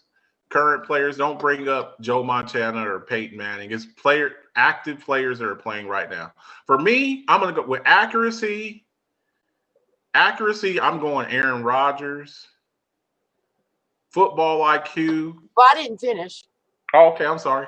I thought you. Go ahead. I'm sorry. I apologize. I'm good with the vision. And the speed. You know what? I like Lamar Jackson, but I would take Kyler Murray's speed, because I think not like a straight flat out run. I think, yeah, Lamar's probably faster, but I think as far as being elusive and trying to get away from defenses, I think you got to give that to Kyler Murray. I think he's proven that this year. Well, that's elusive. I think that's elusiveness there to get away. Well, okay. Yeah, okay. So that's I I'll mean, give that to Kyler Murray over yeah, Russell Wilson. yeah. Speed. All right, I'll give speed to Lamar Jackson. Yeah, that's not it is. Football IQ. Say it. Say it. I cannot say Tom Brady. I'm sorry, I can't do it. Although I do believe Tom Brady is at the top echelon, I have to give that to like Peyton Manning. I said my criteria though were for current players. Oh, current players. Active players. Well, shit. You see what I'm saying? When you start breaking it down, it kind of like being in a couple of these scenarios. So I know a lot of people don't, but I don't care. We're 9-0. Your team ain't. So, anyway, and that's not me bragging. Honestly, it's not because I'm a whole lot like what. Yeah, it is. It's a humble brag. It's okay though. The season is not to be undefeated. The season is you play to win the damn ring. You play to win the game. That's right. For me, accuracy. Hello, Buck. Accuracy. I'm going Aaron Rodgers with accuracy. That guy doesn't throw interceptions. Vision. I'm going Patrick Mahomes with vision. I've seen this guy make no-look passes. He's looking this way and he's throwing this way. So I'm going his peripheral vision, his ability to see the field. I'm going Patrick Mahomes with vision. Aaron Rodgers accuracy, football IQ Tom Brady, arm strength I'm going Josh Allen, size I'm going Cam Newton, elusiveness I'm going Kyler Murray, and speed I'm going Lamar Jackson. I'm so disappointed. I think Cam Newton's a little bit big. I think Cam Newton's a little bit bigger than Josh Allen. I think Cam Newton's he's a little bit bigger than, Josh Allen's a big dude. He ain't as big as Cam Newton is. Is he bigger than Cam Newton looks like he's about 260 pounds. Josh Allen, I think he's. Yeah, and Ben lost actually because everybody kept saying, "Oh, Ben's going to be fat and out of shape after taking the year off last year because of his elbow." But now Ben came back actually smaller than he was last year. So, and you know what, Buck Flair? My sister was.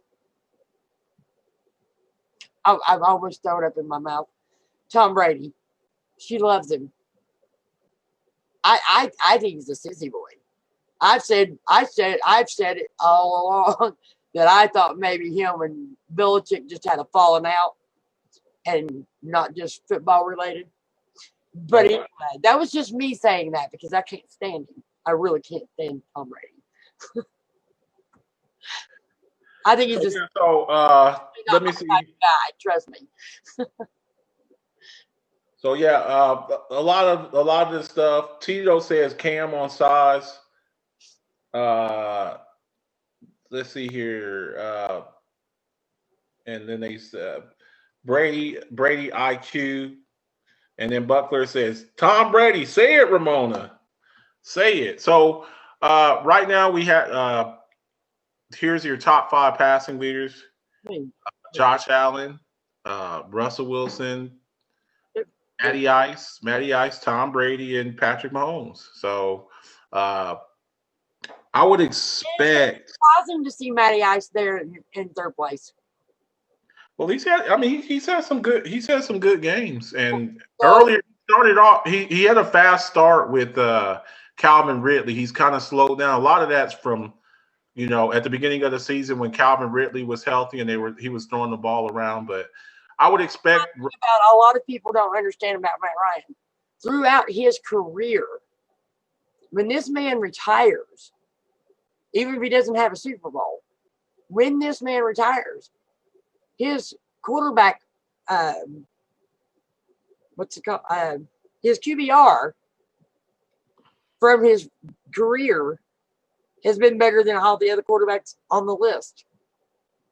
Yeah, Yeah, he's definitely definitely hold some records.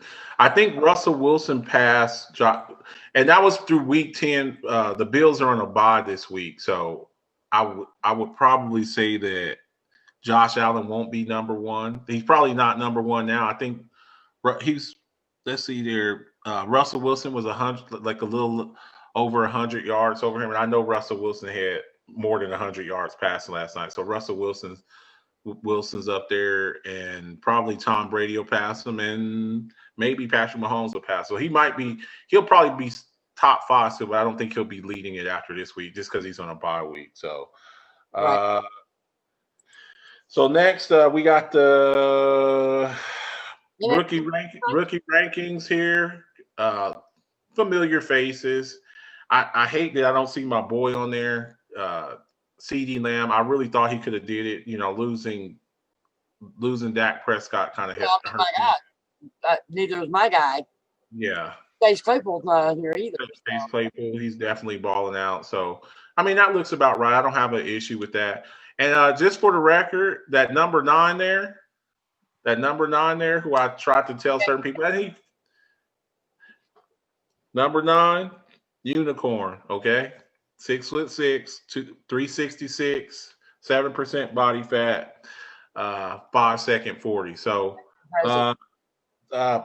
and then we got our rushing leaders next. Dalvin Cook, he's been tearing it up. Ronald Jones. They were calling this guy a bust. He's doing his thing, but Dalvin Cook, he's having an incredible. I think this is a two-man race. It's a two-man race. Dalvin Cook and Derrick Henry, they're gonna be the ones. And then this kid, James Robinson with the Jags, who came out of absolutely nowhere. But I think it's a two-man race for the rushing title. And Dalvin Cook's missed a couple of games. That's what's scary. He's missed a couple of games. So, and he's still the leading rusher. So we got to start giving this guy props. Shout out to my boy D. Talking about Christian McCaffrey is not on here because he's not on there either. He's out again. He's not playing again this week. He re-injured. He would probably be second or third on this list if he was getting injured. So definitely. I mean, you don't really see the normal guys up there this season, but it's been one of those kind of years. So, Ramona, you want to introduce your segment here? I sure will. Okay, so every week we do a Rocky Bleier Tough Guy Award. We were only doing one player to start, but then we started doing an offensive and a defensive because usually we were doing defensive guys. And it wasn't really fair since Rocky Bleier was, a fullback. So I decided that we would do offensive and defensive. Well, this week it was kind of hard to decide, considering the fact that we had some really great players show out this week. So without further ado, I will let you know our AFC offensive Rocky Bleier Tough Guy Award is going to none other than Ben Roethlisberger for his 4 touchdown passes, 27 of 46, 333 yards. I think he finished with like 111.7 QBR for that game. Granted, it was against the Cincinnati Bengals, but hey, you know what? This guy had major surgery on his elbow last year, and I was assured by so many Steeler haters that he would never make it back. And he's doing quite well, actually. So, knock on some wood.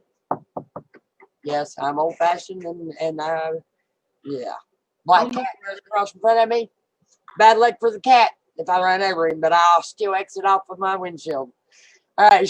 So our next offensive player to get the Rocky Bleier Award is, of course, I'll let Mr. Betts take it. Last week, Josh Allen won it with the game he played against Seattle. But I will say this, and I want to be fair with this. Here's the other thing, too. I don't know if y'all know this. To win the Rocky Bleier Award, you have to win. I'm like the way Deion Sanders used to do on his show, 21st and prime. You got to win your game. I don't care if you have 500 yards passing and you lose. So you don't get it. It's got to be the winning effort. And as great as a play as Stephon Diggs made in the Buffalo's last possession, where he reached out for that pass from Josh Allen, if they had won that game, he would have been my Rocky Bauer player. But for DeAndre Hopkins to jump over 3 players, I mean, there's like a 1% chance that he makes this play with guys hanging all over him and jumping between 3 defenders like that and still get the ball. Did you ever go back and watch that play? Did you ever go back and watch that play to the very end of that play? Like Andre was telling us? Yeah, he was saying that he said he didn't catch the ball. That's what he said. He said, and they didn't review the play. And they didn't. But as it stands, he caught the ball. Right. And I thought it was really cool that they made look. Here's a bad thing about it. You become a meme. That's a meme. Everybody remember the Jordan face? Well, this is the new Jordan face, guys. This is going to be up there for. Didn't Tom Brady win the meme award on that one? Yes, he did win the meme award. He said DeAndre Hopkins said if whoever comes up with the best caption for this meme, I will give you a signed jersey. And guess what? And he sent it to him. And he sent it to him. Yep. He said he actually sent it to him. So congratulations to D-Hop. Who you got on the defense, Mona? Defenses is oh God, I can't think of his name. Jeff Heath with the Los Angeles Raiders. The Las Vegas Raiders. I like them when they were the Oakland Raiders. That was my favorite. Yeah. The guy had a phenomenal game last week. Of course, the NFL named new defensive player of the week on the AFC side as well. And our other defensive player is none other than Leonard Floyd. And I'm sorry, but this is an amazing feat. I mean, this guy had 3 sacks, 5 tackles, 3 sacks, and a fumble recovery. And if I'm not mistaken, did he score off that fumble recovery? I don't recall, but he was very disruptive. I don't know how the hell. I mean, the Bears just got rid of this guy. This guy was a first-round pick out of Georgia. I thought with him and Khalil Mack and Roquan Smith, I thought that Bears defense, but he's not having the success. He didn't have the success in Chicago that he's having I guess I'm gonna have to record myself saying Tom Brady just for Buck Flair. Just for it. So yeah, congratulations to these guys. So Mona gonna give us our fun facts. Yep, got some fun facts for you guys. None other than this one was actually picked out from Mr. Betts himself. The Bills' AFC East title drought is older than Josh Allen. The last division title that the Bills have won was in 1995, and Allen was born a year later. So I thought that was pretty cool. I put that one up, and that one there was meant for Richter because he's talking about how bad the NFC East is. Yeah, and the NFC East is bad right now. Well, but look, we won a division title. We won a few division titles, so I don't feel too bad. Go ahead. All right, so our next fun fact: Pittsburgh Steelers have nearly as many wins as the entire NFC East. So that was my payback. Maybe after this weekend. I love that look on Ben's face in that picture. Like, yeah, that's pretty bad. Okay. Next fun fact: the Steelers' offense scored 25 touchdowns in 2019. They had 31 through 9 games this season. That's pretty impressive. Come on. For the whole of 2019, granted that was without Big Ben, we had a total of 25 touchdowns. We have over 31 just in 9 games.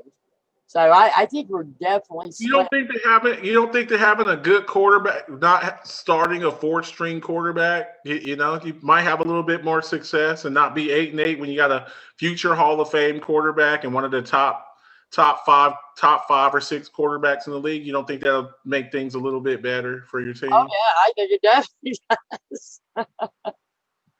They need to see that slide when I hear just next man up. Oh, you just need to have next man up. It kind of makes a difference. Yeah. And I want to respond to something real quick.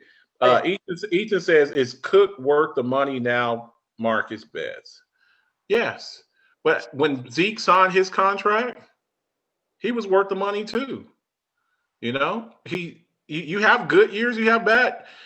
Understand when Zeke signed his contract, he was a 2-time rushing champion.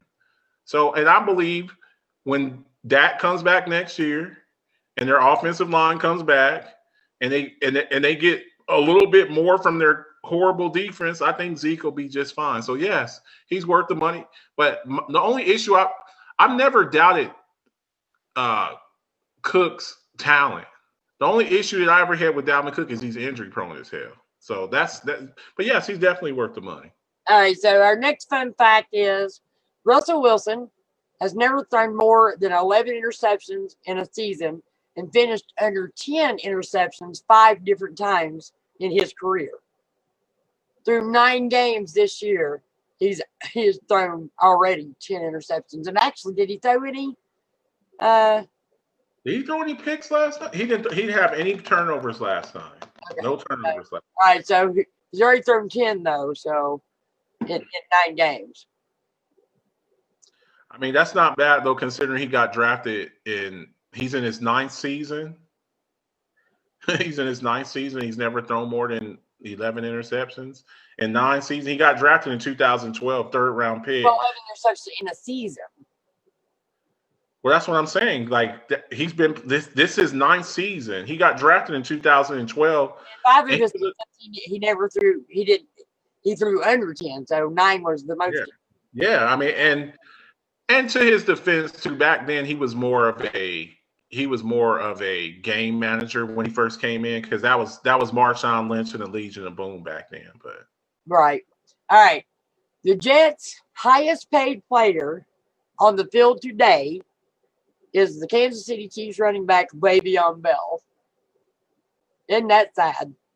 I know how they're feeling. I know how they're feeling because we kind of went through that with the AB deal, last year with the Raiders trade, because we didn't get nothing out of them. So there you go.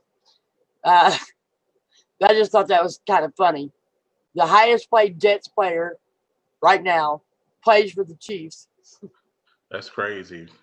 And that is why the New York Jets are a clown organization. If I'm Trevor Lawrence, I'm telling you right now, if I'm Trevor Lawrence and the Jets have the number 1 pick, I'm going back to school. I'm going back to school. That's what I'm doing. Okay, next fun fact. And I know I'm going to chop his name all to pieces.